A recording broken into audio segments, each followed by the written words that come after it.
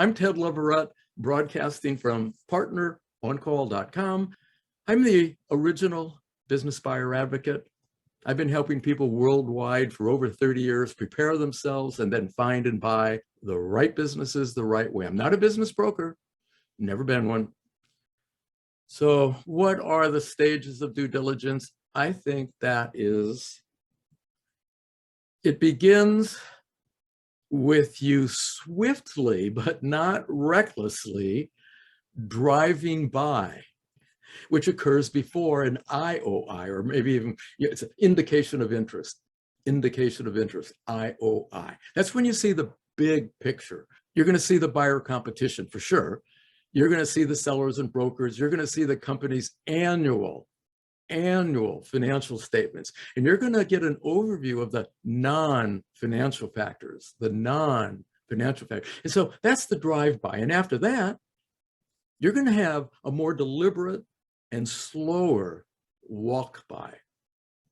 That occurs before your LOI. It's your preliminary due diligence. And that's when you can see deeper into the company, such as its monthly financial statements and trailing 12 months monthly cash flow. And you're going to further explore the non-financial factors. And don't worry, I'll get into those non-financials later. Now, this, by the way, is going to be a real big sticking point, particularly with brokers. They're not going to be too delighted, and a lot of owners are not going to be too delighted in pre-due diligence to show you monthlies. Okay, well, if you really like the opportunity, then you'll just pass on that. Remember, we're taking the brokers and the owner's word for it. So when they tell you that when you look at the monthlies, it's going to be a nice picture, well, then just believe it. Now, keep in mind that formal due diligence cannot occur until after the LOI. And that's when you deeply tour the premises, the facilities, and that's when you're going to verify what you've been told up to then. And this is, and what they tell you all through due diligence. And this is when you have almost complete access to everything you need to know about the seller, the company, and the terms of sale. Because remember, it's all about satisfying that seller or they abort you. During this presentation, we'll talk about some ways to help the seller see reality. And it's also during that time, you're going to decide whether you want to abort the deal. Okay, remember, all this takes place after the LOI. Too many searchers get booted out because they put the cart before the horse. They get too intimate too fast. Don't do it. So here's what deal making takes place. Well, there's a meeting of the minds, and it begins to happen during the time you're indicating your interest. It gets stronger before the LOI. After the LOI, that's when you get hot and heavy. That's when buyers get buyer fever. They really want to do a deal. It's when owners are already imagining themselves out of the business. They want to consummate it. And that's when you're going to be handling things like valuation financing, negotiation, and presenting your offer.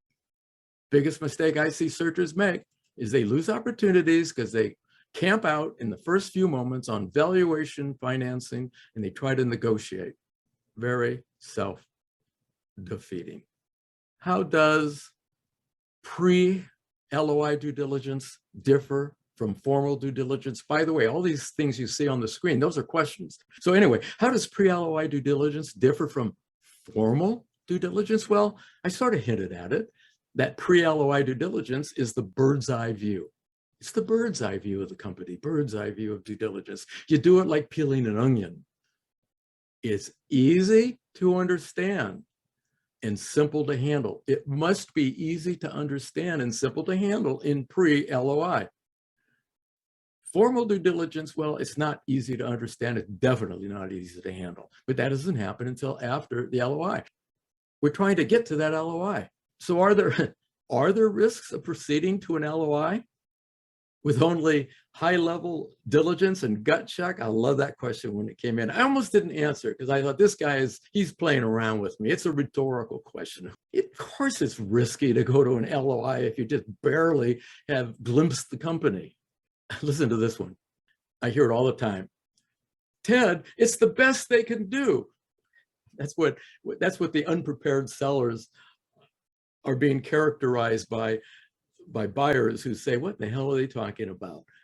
If the deal seems juicy to you, don't abort it.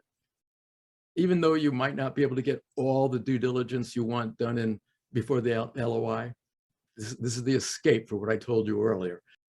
I said earlier, why proceed unless you see a real reason to buy? Well, what if it is an absolutely wonderful opportunity? It's just so juicy and the buyer competition is hot.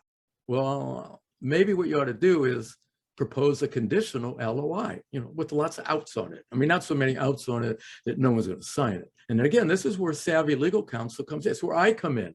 A lot of times I get asked to help on LOIs. I don't do any legal, but I've seen thousands of these things. And some of them even done by the best lawyers. They're written in ways that piss off brokers and sellers, or maybe they're just ambiguous. So from a business point of view, we want to submit an LOI that they're going to sign. So propose a conditional one if you're being rushed into it because of buyer competition. Because see, that's going to give you the exclusive time to look at the company. One more thing. I see this on social media. These people just don't know what in the hell they're talking about. Don't assume your LOI is non-binding. I know it says non-binding. Guess what? Lots of times it is not. So all these searchers who are sharing these LOIs, they're downloading from social media. It's a very stupid thing to do. Very naive, very naive. Get a lawyer to write it, or if you're not going to do that, at least cobble together 2 or 3 of the best of the worst and have your lawyer review it. Because if you blow it on the LOI, guess what? Brokers will say don't sign it, sellers won't sign it. Or the lawyer for the seller says don't sign it. Get a legal review. Now, what about an indication of interest before the LOI? Well, here are the things that, if it were me, I would evaluate first. Is there a SIM or a CBR? So you've just met the broker, you've just met an owner. You're going to say, where's the confidential information memorandum or the proposal or whatever? And if they don't have one, you got to ask, why not? This is not rhetorical. I'm telling you, you need to ask, why isn't there a SIM or a CBR? Kind of like that one I asked you to look at a little earlier, remember, about 20 minutes ago? I said, go look at my YouTube channel and find the presentations on SIMs. You'll see what it's supposed to look like. If it doesn't exist, guess what? You have to create it. This is no fun, searchers, no fun. The nice thing about an indication of interest is that it tests reciprocity. It tests the degree to which the buyers and the sellers are giving to get. Are they on the same page about the issues? Keep it simple, searchers. You're trying to get to yes. Remember, this is pre-LOI. The only reason we're even at this point in this presentation or out on the playing field is we're tempted for this business. We need that LOI signed. Now, the question is, what about these indications of interest? Should they be verbal or written? Well, maybe. I don't know. Maybe there's an alternative. Think about it. If you have an advisory team, they definitely are going to have some opinions on that.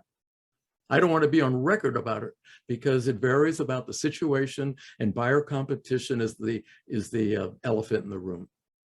So think about the timing.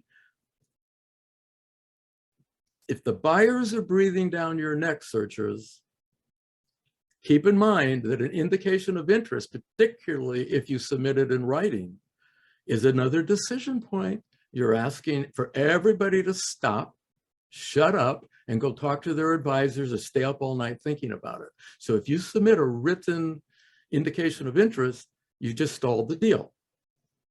That's okay if you can. Sometimes that's a good thing to do. One more time, submit your LOI if buyer competition is threatening you, and you'll know it. Well, you won't always know it, but if you sense it, you better. And by the way, I think it's a real good idea to assume if it's a good company, there are other buyers trying to look at it. I've had so many, clients, and I've seen so many searchers get all the way through due diligence and submit a purchase offer only to be bumped because somebody else has been in tandem with them during deal making, or same thing happening pre-LOI. What's really going to happen is sellers are going to shop your indication of interest. So brokers will too. That's their job. So don't blame them. I don't want to hear any complaints about that. Well, gee, the broker is letting people know that I have interest in this business and now I have competition. Hey, that's their job. If I sell my business, I'm hiring a broker and I want him to shop everything. Until somebody gives me something legally binding or that I agree to give exclusivity, I want that shopped. So what about these SIMs and CBRs? Well, those of you who have been on the playing field, you know that they are what? Underwhelming. That's why I want you to go back to that YouTube presentation. If you're not shocked now, you will be shocked and disgusted at how bad they can get. It's not a pretty picture. And you wonder why anybody creates something like that if they're trying to what? Showcase a business for sale. Okay, look at one of the things that I want you to be careful of searches. Some of these SIMs are so terrible. They're deficient, they're misleading, they're just crap. You're going to want to walk away. And sometimes that's the best decision. And sometimes it's not. So I want you to consider the good, the bad, and the ugly, and focus on the best of the best within any opportunity, even the ones that look like crap. And also focus on the best of the best opportunities. And those are the ones you expedite. And that broker says, I can help you expedite it, get on the bandwagon. So what do these searchers and buyers want to see in these early presentation packages? This should be a note for you, taking note. What do you want to see? Don't go out there like the people who say, I'm agnostic, I'll look at everything. Well, let's just say you get something on the hook. Is it what you want to see? So wouldn't it be a nice idea to write down what it is you want to see? And wouldn't it be a nice idea to write down and maybe practice with somebody? I do it with my clients, how we're going to screen offerings. How are you going to do it? What exactly are you going to zero in on? Just kind of wing it and hope stuff comes up and you will respond or react? Not smart. And how are you going to handle the touchy issues? I mean, isn't this a conversation you ought to have with me or a lawyer or accountant? To say, what are the 3 or 4 things that are going to come up that's going to really make me nervous, going to make the owner nervous, going to make the broker nervous? Can we practice on how I can handle it to help them be less nervous? I know a lot of you say, oh, this is touchy-feely crap. I don't have to handle it. If the money's there, I'm interested. Well, you'll find out that's just not the way it works. Keep in mind, it's going to take a long time to do a deal unless you know upfront how to handle SIMs and CBRs, which upon first impression are going to repel you. Some of them are just terrible. But I hope you'll take a note. There can be wonderful opportunities hidden behind lousy SIMs. And this is good because the buyer competition who doesn't know what they're doing, they will all fade. They'll see those lousy SIMs and they're out of there. But those of us who've been around a while, when we're looking in there for the nuggets, the things that hint at this is really something to pursue. Well, man, guess what? We submit a LOI. So don't wing that one, folks. Be sure you have second opinions on your team. Oh, just one more thing. The brokers want me to say this. They don't like indications of interest. You're talking to them, that's enough indication. You give them a letter and say, go give it to the seller that all it says is, gee, I like you, I like the business. And I think that basically your asking terms are in the ballpark. So could we go forward with some preliminary due diligence? The brokers absolutely hate those things because it slows down the process for deal making. Like I said, it's another decision point. That doesn't mean you shouldn't do it. Remember, I'm not a broker. I have no loyalty to brokers, none. On the other hand, brokers have helped me and my clients do many, many hundreds of deals. So the bottom line, one more time, mutual likability and motivation precede indications of interest and LOI. You don't have mutual likability and motivation. What's the point? Folks, do not commit to a price. Remember, this is pre-LOI. Do not commit to a price, maybe a range, or maybe a multiple of, let's say, profit. adjustable for risk. You know, you're not going to hear me say things like seller discretionary earning, EBITDA, and all other bullshit. Ted talks about pre-tax profit on an income tax return. So in my world, me and my clients, we're looking at pre-tax profit on a tax return. So we might say, given what your pre-tax profit on your tax return says, we're willing to pay 3 times that. And if that number changes during due diligence because of adjustments and other things, well, the multiple change. One of the biggest mistakes searchers make, though, when they use multiples is they just keep it multiplying by some profit number. If the risk changes, the multiple itself changes. That should be a place where you took a note. Remember, keep it simple, keep it agreeable, and you're more likely to get the seller's yes. That's what we want. We want the yes to a IOI or a LOI. Well, what about the mistakes or discoveries that kill deals pre-LOI?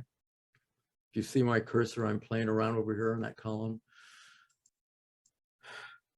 Today, and in my world, we're focusing on worthwhile companies and the deals that should occur. The kind of deal that if you fool around too long, someone else is going to buy it. There are other considerations that what I'm going to cover today if you're looking at losers, but Ted doesn't work with people. I don't work with people who are buying losers because I think it's a losing way to proceed. So everything in this presentation is how to handle good opportunities that are not easy to make into a deal. So what are some of these, some of these discoveries or mistakes? All right, look, I'm going to have to read this list to you because it's 17 items. So give me a break. It's worth it. You don't have to take a note on every one. Somehow I'll get you these items. If I have to email them to you, I will. But I need to voice it. I want to be on record on this because these, by the way, when I have deals fall through, my clients or I hear about them, these 17 are right at the top of why they go wrong. Number one, the deal dies because of you. Could be you, the searcher. It could be you, the broker. It could be you, the seller. It could be you, the lawyer or accountant or the lender, you.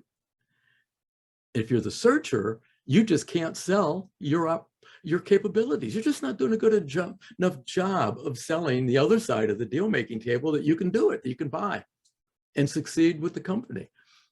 Another reason the deals fall apart early is you insult brokers and you insult sellers.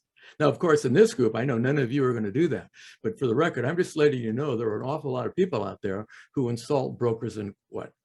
Sellers. Okay, number two, uncooperative or poorly informed brokers and sellers. You're seeing them, and the brokers and sellers are seeing uncooperative and poorly informed, do-it-yourself searchers and buyers.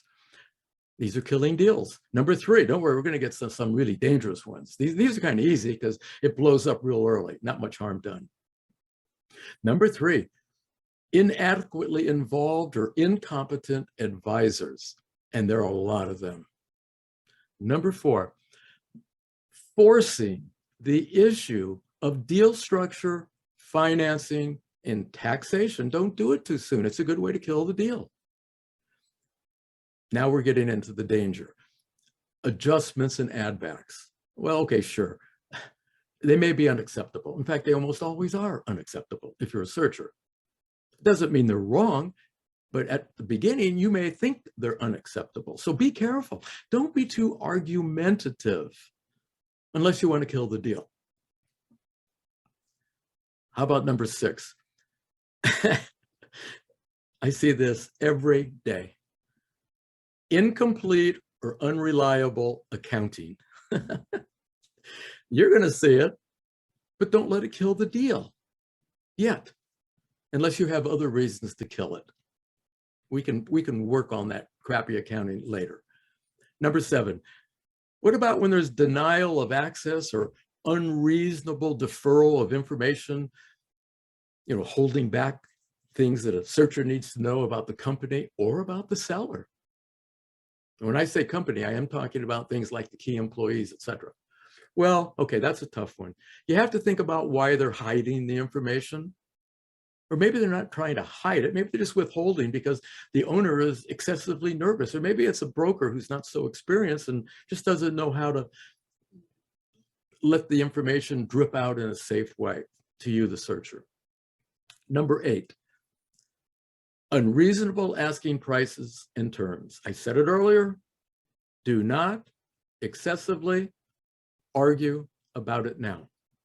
Let's keep the potential deal moving forward. Why? Because we see something there, we think we want it. Let's not let these details get us to leave before an LOI, because that's when we see the rest of the picture. Remember, after the LOI. Number 9, unavailable or unacceptable financing for the deal or for post-acquisition. Well, if you don't see that, you don't see it early, you don't know you're going to get it, why in the hell proceed? What's the point?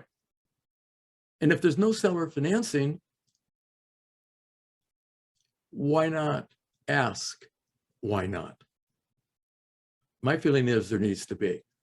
I'm talking just what they said. Yeah, last week I talked to a searcher willing to do a deal and there's no seller financing. I just don't get it. But fine, if that's what it takes to do the deal and you don't have any alternatives because you don't know how to search, fine. Okay, number 10, licensing agreement. Hey, not agreements, requirements. Lots of businesses have licensing and permitting situations. You better be able to qualify. You better know it up front. Probably you ought to know it before submitting an LOI. In fact, you probably ought to know it when you were doing industry research and setting your criteria. Number 11, unhappy employees and excessive turnover.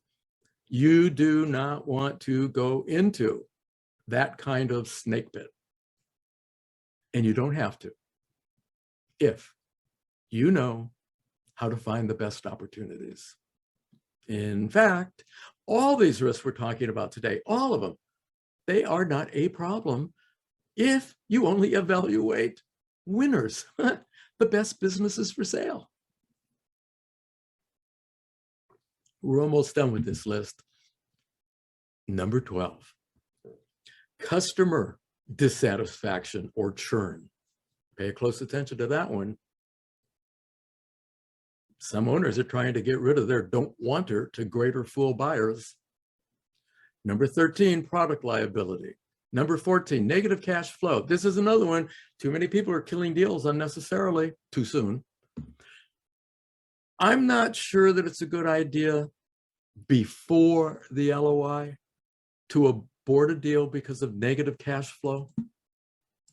If you like most of what you see, but there is negative cash flow, might be seasonal, might be cyclical, may be related to COVID, you still may have good reasons to submit an LOI, to go deeper into the company, to find the opportunity. And sometimes the reason there's negative cash flow is just lousy management. Well, if you're a good manager, that negative cash flow is going to go bye-bye. Well, guess what? This is a sticking point where the weak buyers, the ones who don't know what they're doing, the do-it-yourselfers, they fade away. Good, we just reduced buyer competition. Those of us who really know deal making, we're not afraid of negative cash flow until we find out it's a permanent negative cash flow. And we can't accommodate it in our purchase offer. Okay, how about number 15, environmental problems. 16, pending historical litigation. 17, how about the government making changes? It's happening right now in tax law worldwide, making changes to requirements, regulations that are going to adversely affect the company. Now, I just went through 17. One of my books explains 80, well, explains these 17 and another, 60 some, commonly, things that commonly go wrong in due diligence, 80, and what to do about it. It's how to buy the right business the right way. Go find it on Amazon. Okay, now here's, I think this question was asked to me several times. What if the seller restricts access to information pre-LOI? I know I kind of hinted at it a moment ago, but stick with me here. If the seller or the broker restricts access before the LOI, and I'm talking reasonable access, you need to ask why. You need to say, broker, why? and get an explanation. You need to say, owner, why are you holding that back? What are the reasons for and against it? What is it you think I'm going to do if I know it? But keep in mind, practicality and reasonability rules the game. That's pretty much a note taking. Reasonability and practicality rules. Show how the seller's withholding is self-defeating. Say to the seller, you realize if you don't show me that now, this is what it means, and this is the implication for you and me. And sometimes when they see it's not in their self-interest, you'll get what you want. We're talking about insufficient transparency, insufficient trustworthiness. And guess what? It doesn't get better later. So remember, this is pre-LOI. If it's not going well before the LOI, it ain't going to get better. And just wait till you hope after buying that kind of company with that reluctant, hard to deal with owner that you were struggling with all through due diligence, then you bought the company and you've got them in the transition hoping to help you as you now own the company. Good luck. It gets worse. Certain kinds of information you just absolutely know you need to know. And that's where your team comes in to help you prepare that LOI, one that you can sell to the broker and owner. My feeling is go away when no is the seller's position. I didn't say go away forever. I just said go away. My clients get trained on how to go away, but keep the temptation on the table for brokers and owners. And remember, one more time, if the opportunity seems spectacular, don't forget, you can do a conditional LOI. I know they're all conditional, but you could make it even more loosey-goosey. Now, if there's buyer competition breathing down your neck, not so easy to do. This is why we like searching off market. We'll talk about that later. So knowing how to search brings endless deal flow.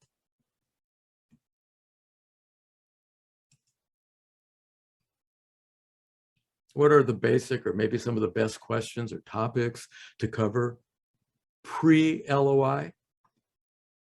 Well, you, that searcher, you must favorably impress brokers and sellers before they play with you. I know I've said that now maybe 8 times. I'm doing it intentionally because too many searchers don't. And then they blame the brokers and sellers for being buttheads because, gee, I have money and I know how to run a company, and they're just not talking. They're not returning my phone calls. Well, it's because you didn't do a good enough job. We use a, excuse me, in preliminary due diligence, we use that 20-point survey form. We use it to gather and evaluate opportunities. It's called Rating of Key Performance Indicators to Value a Privately Held Company. Write it down. If you don't have mine, make your own. If you don't have it, what in the hell are you doing? Rating of Key Performance Indicators to Value a Privately Held Company. And the way we handle it is independently, we give that document, it's like only like 2 pages. We give that document to the seller and we say, fill it out all by yourself. Maybe you got to bring in your office manager. Maybe you got to ask your lawyer a question. Maybe you have to talk to a customer. You fill it out and score it. And the buyer does it. And if I'm really intimately involved in the deal, I'll do it. But I really don't like to because it's not my deal. It's not my life on the line. So I really prefer the buyers and sellers do it because it is their life on the line. And sometimes we let brokers do it, but guess what? This is like indication of interest. They don't like to do it because guess what? Their job is not to be accountable for every single thing that's said. So I think that it's not a good idea to say to a broker, you fill this thing out too, because now you're asking them to make some representations based on hearsay.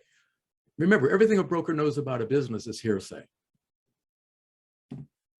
Came from the owner, and who knows where else. What I love about this form, and if you create your own, remember, not too big, 20 points, that's max. It cuts to the chase in a couple of hours. It takes about 30 minutes for the buyer alone and the seller alone to complete this form. And then it takes them maybe an hour or 2 to discuss it because that's where the meeting of minds happens. If you get through that, you have just laid out what you're going to dig deep on due diligence, and you also laid out with what you're done with. You are not going to spend any more time on it. So your due diligence, you can double and triple the time you can take off. In other words, you can expedite big time by working on this kind of a survey where both sides are working it together and then compare. And of course, there are deeper questionnaires and we unroll them as we need to. So one more time, what is the key? Not to repel brokers and sellers. We, searchers, we want to be the one who decides to abort. Okay, look, if I'm not on your advisory team, Google. You'll find hundreds of due diligence checklists. Just download them. But be careful, because the fast way to create your deal is to overload brokers and sellers with questions or with demands. One of the things that I have to do with my clients is they have the 1,001 questions and I show them how to get down to about 30. That's what happens. And then we go deeper on those things that really matter. The other thing that I notice is a lot of searchers, they haven't prepared the buyer, not the buyer, they haven't prepared the owner and the broker for the kind of question they're going to ask. You can't just blurt something out. So keep in mind, if you haven't properly tenderized them for what you're doing, they're going to perceive what you're doing as being premature. They're going to say it's not relevant. Why are we talking about it? Here's something you could write down. Prematurity is not good. Prematurity is not good. Not good for babies, not good for buying businesses. Here are a couple of things you're going to find when you're working, well, from that kind of checklist I use. Here's some of the benefits we get out of it. We know who the decisions are and who's going to influence them and why. We understand their motivation to sell and why. We understand their preparation to sell and why. We understand their advisory team. We also understand the seller's expectations for the timing, price, and terms. Sometimes deals go bye-bye just because the timing's not right. And other times, it's the price, and sometimes it's the terms. Well, we know all that by using that kind of form I explained to you. It's all pre-LOI. And of course, the quality of the selbs. What? What are selbs? It's an acronym. I wrote it down. I meant you write it down. I created it. Selbs, C-E-L-B-S. Customers, employees, landlord, bank, and suppliers. Guess what? Every secret you ever want to know, every opportunity you ever want to discover, it comes in the selbs. That's where you go. They know all the secrets. They know more than the owner does. You talk to, these are the non-financial factors. You talk to the customers, the employees, the landlord, bank, and supplier. You look into their backgrounds, what the situations are, what the future is, and you will know. You will K-N-O-W, know whether you want to submit a LOI. Now, if you can't talk to them, then again, just ask the questions to the owner and the broker, take their word for it. You know, it really doesn't, I just don't see how it benefits them to lie to you, because if they sign an LOI, they got to waste more time with you. So later we'll talk about the ones, people you can't trust. But for right now, everything I'm telling you is because we're working in a trustworthy world. In a few minutes, I'll go into the what is it, 7 or 8 layers of hell. So what are the common reasons these owners and brokers maybe are rejecting LOIs? Well, the big one is bad news. They don't like the black hat. So guess what? Don't wear it. This is where you can blame me, blame your advisors, blame your lender, blame someone. Just don't be the one who has to deliver the bad news that you know will end the deal. Because you can always then say, well, you know what? That's what my lawyers said. Can we talk about how we could mitigate that, how we can get around it? The other reason deals fall through before you even get an LOI, or better yet, you submit it. This happens all the time. You submit the LOI and you never hear back. I had that happen 2 weeks ago with one of my clients. Spent, I don't know, 4 or 5 months working on a really juicy deal. I thought he had the deal. He thought he had the deal. He submitted the LOI on a Friday. It was supposed to be signed by Monday. And over the weekend, the owner said, oh, by the way, in this pre-LOI, I've been waltzing with other potential buyers. And he never signed it. My guys didn't sign it. Guess what? All that conversation allowed time to go shopping for other buyers. Another reason you get dumped is, well, you misunderstood or you ignored the seller's expectations. Now, whenever I use seller, you can also say broker. In my world, some of our deals go through brokers, but a lot of them don't. So here in this presentation, I'm just reminding people who our real target is, the owners and sellers. And so if we don't understand their expectations and we don't address them, well, then we'll throw them an LOI and they're going, where in the hell did that come from? What about what I told you, Mr. Seller? How come I'm not, or Mr. Buyer, why can't I see that in this LOI? Well, that's why they dump you. Say they believe the same thing I do. If you're having trouble communicating pre-LOI, it'll get worse later. This is why brokers dump you, by the way. It's not their first rodeo. They know brokers, buyers, and searchers who just don't know what they're doing are going to get worse. The other reason LOIs get dropped is you don't sell your case. You don't have a rationale for why your offer should be signed. Because see, it disagrees with what the sellers want. Well, you better have a believable or a rationale for it. Ambiguity kills. We already talked about if you're not likable, you're gone. But sometimes you can be likable. I've represented clients over the years that were likable. I mean, the kind of person you'd go out for a beer, go camping with, whatever. But they're just terrible communicators. They make you crazy. Like they never shut up. They say more words than they need to. Or maybe they don't talk enough. So even though if you're likable, if you don't communicate, that's why I spend about 2 or 3 hours with every client upfront. Upfront's one of the first things we do. I give them about 40 questions. I say, these are the questions you're going to have to answer from brokers and owners. They're going to ask it to you. And they're going to ask you all at once. And they may not look this way, but these are the ones. And we rehearse until we could win an Academy Award.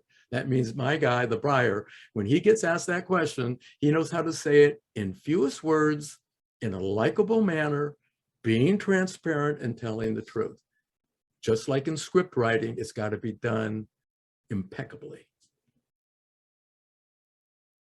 Okay, and of course, the most important reason why your LOI is not accepted is buyer competition. That's why most searchers don't get a deal. What about lawyers and accountants? Well, you just have to be real careful with them. It's like whack-a-mole. The accountant says yes, the lawyer says no, your advisor says maybe, the broker says why not.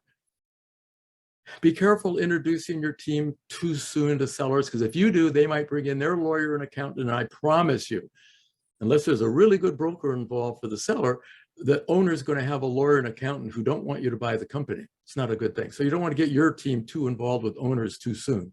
Please submit that LOI with your legal review. Now, what about brokers? I know some of them tuned in. They're only for this. If there's an auction, my advice is walk away. And verify that brokers are going to convey to the sellers the information you want conveyed. They may not do that. You have to ask them, to what degree can I depend on you to convey what I tell you, write to you, hand to you, to your listings, your sellers? And be careful going around them. Good way to end a deal. Look, there are good brokers, bad brokers, and ugly. You'll know them when you see them. Just act accordingly. What we're really looking for with brokers, are they motivated to what? Complete the deal. If they are, they're going to help you to do the deal. And guess what? A lot of brokers have off-market opportunities. We have brokers right now tuned in. I'm looking at one right here in the chat box who has many listings he does not advertise online. But if you show up in his office and you are somebody who can do a deal, and it's the kind of company you're looking for, he will bring it up and show you. You could be the only buyer looking at it. Why? Because the broker wants to get a deal done too. I'm not telling you they're going to sell the seller down the river, because they don't do that. But what I am telling you is, at least you don't have to outbid the dumbest buyer in buyer competition. Do not rely on brokers as your only source. All my clients start with them, all of them. And we get through all of them in a week. In a week, we're done. So they either have the listing that meets our criteria or they don't. If they don't, we don't wait. We don't wait for them to stock the shelf with inventory. We immediately go direct to owners in the niches that we want to own. and we sell our case to the owners. Well, they're not even for sale. So we're selling our case to owners so they might consider talking to us about selling or investing or whatever it is. That's where we get most of our good deals. The other thing is these buyers are complaining about brokers. Oh, they mislead me. Oh, bullshit. You're not going to get taken advantage of by brokers or anyone if you have the right advisory team. Of course, if you don't invite them in to help you, well, then you could make a mistake. Do not abuse brokers. It is not a smart thing to do. Now, when you hear, oh, well, they're giving me free help. I had somebody 2 weeks ago, Ted, why should I pay you a lot of money to help me? Brokers do everything you do, and they don't charge me any money. The seller pays. It's all about conflict of interest, let alone time. And by the way, there's also liabilities for brokers. Some won't touch advising buyers because they know it's not a smart move. Here's a quote. I'm almost done. It's a one sentence from a Wall Street Journal article. It was an expose about business brokers. Quote, but what's often lost in all this free help is a screaming conflict of interest. Brokers get paid by sellers and by franchise systems that want to sell something to you.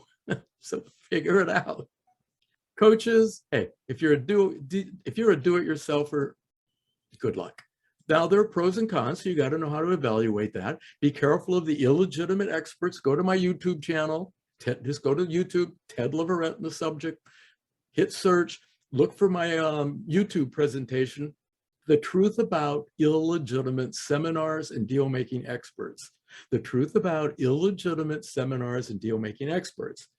These scoundrels are on LinkedIn and other social media. Before I tuned in today, the first post in my LinkedIn feed was by one of the most famous but illegitimate so-called experts. He bills himself as the most, experienced and wanted, employed deal-making expert in the world. Total bullshit. But guess what? People are signing up. All right. Folks, when you're ready to get your deal done faster, call me. Read my books. Okay, I think we're done. I'm Ted Leverette, the business buyer advocate at Partner on Call Network. Thanks for listening. Best wishes for your prosperity. Hey, you. That's right, you. Have you been looking to buy an exciting and profitable business? Are you tired of searching, but only finding barriers that impede you from owning a wonderful business? Well, have we got some good news for you. You can find and buy the right business the right way. And you don't have to go it alone. For over 30 years, author and transaction advisor Ted Leverette, the original business buyer advocate, has been helping buyers worldwide achieve win-win done deals. Ted Leverette says, you can't buy it if you can't find it. You see, buying a business is all about search. Because if you can't find it, you can't buy it. It's about being best and first. First on the scene with sellers, and being the seller's first choice, and top of mind for brokers and sellers. And most importantly, avoiding buyer competition. What about having to compete with other buyers? Well, you have to outbid them, which is a good way to pay more than a business is worth. Searchers do better with a winning business buyer marketing plan, and that's where Ted Leverette comes in. He'll help you prepare a winning plan, and then he'll guide your actions so you can find and then buy the right business the right way. But searching is not enough. The reality is too many people buy the wrong business, or they buy the right business, but on the wrong terms. That's why, if you want to buy the right business the right way, it makes sense to have Ted Leverette, the original business buyer advocate, on your advisory team. And one of the best ways to know what the savviest searchers and buyers do is to read Ted Leverette's books, How to Prepare Yourself and Find the Right Business to Buy, and How to Buy the Right Business the Right Way. You can get them at his website, partneroncall.com. Don't chance it. Right now, go to partneroncall.com, get the books, and schedule a free and private telephone conversation with Ted Leverette.